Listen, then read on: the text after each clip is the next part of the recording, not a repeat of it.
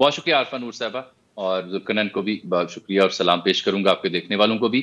بڑے دلچسپ یہ موضوع ہے، کیونکہ جب بھی کوئی پارٹی جس کی نظریں اقتدار پر ہوتی ہیں اس کے لیے راہ ہموار ہو رہی ہو، تو اس کی ٹکٹ آپ کو پتہ ہے ہاتھوں ہاتھ بکتی ہے، اس کی دام بھی ہوتے ہیں اور اس کی مول بھی ہوتا ہے۔ تو یہ جو موضوع آپ نے شروع کیا اس میں میری جو ذاتی معلومات ہیں وہ میں آپ تک پہنچا دیتا ہوں۔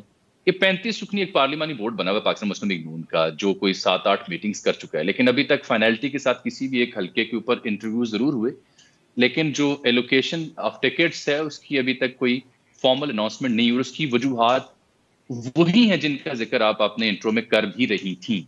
جہاں تک آپ نے ذکر کیا ہے جو ٹکٹس طلال چودھری کی ہو یا احسن اقبال کی یا ان کی جو ہمارے دیگر دوسرے دوست کا آپ نے نام لیا دانیال عزیز صاحب کی، اس کی جو کنٹروورسی ہے اس کی بیسک ریزن یہ نہیں ہے، بلکہ یہ دونوں مختلف حلقے ہوا کرتے تھے۔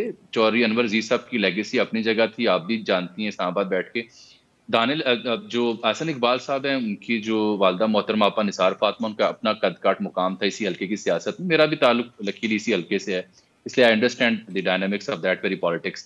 وہ جو بچہ ان کا کھڑا ہو رہا ہے احمد اقبال، جو لوکل باڈیز میں بھی ایکٹیو رہا، وہ ظفروال تحصیل بنتی ہے۔ ناروال کی 2 تحصیلیں ہیں، ایک شکرگڑھ ہے اور ایک ظفروال بنتی ہے، تو وہاں ظفروال کی تحصیل سے وہ ایم پی اے کنٹیسٹ کرنا چاہ رہے تھے۔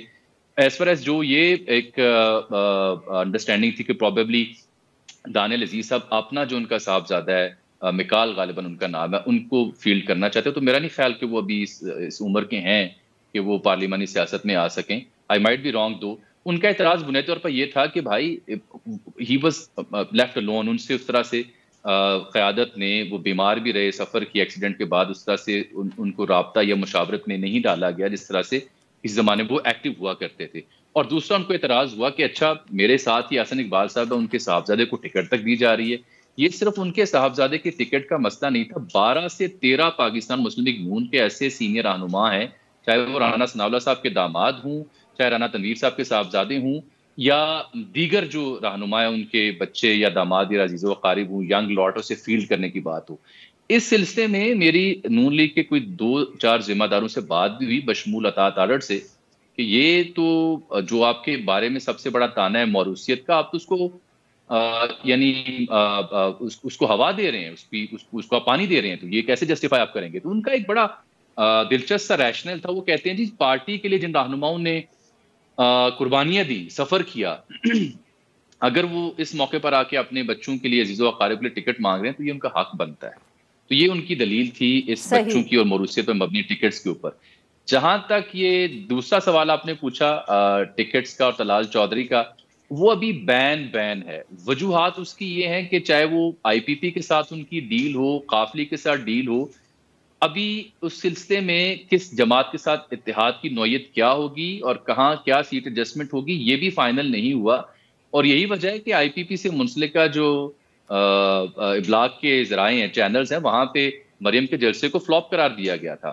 گو کہ علیم خان صاحب کی جو ٹکٹ ہے اس کے اوپر ایگریمنٹ ہے۔ میں یہ آپ کو خبر دے رہا ہوں کہ علیم خان صاحب کے ساتھ جو پاکستان مسلم لیگ نون کے تعلقات ہیں ذاتی طور پر، چاہے مریم بی بی کے، نواز شریف صاحب کے، وہ بہت بہترین ہے، ان کو تو کوئی مسئلہ نہیں ہے۔ مسئلہ آئی پی پی اس کے علاوہ اون چودھری کی بھی لاہور سے ٹکٹ مانگ رہی ہے، وہ 10 سے 15 مزید این اے کی سیٹوں پہ ایڈجسٹمنٹ کے تحت وہ یہ چاہ رہے ہیں کہ یہاں نون لیگ کینڈیڈیٹ فیلڈ نہ کرے اور ہمیں سیٹس دی جائیں۔ وجہ یہ ہے کہ آئی پی پی itself is unable to seek required votes because they know کہ عوام کا رد عمل کیا ہے۔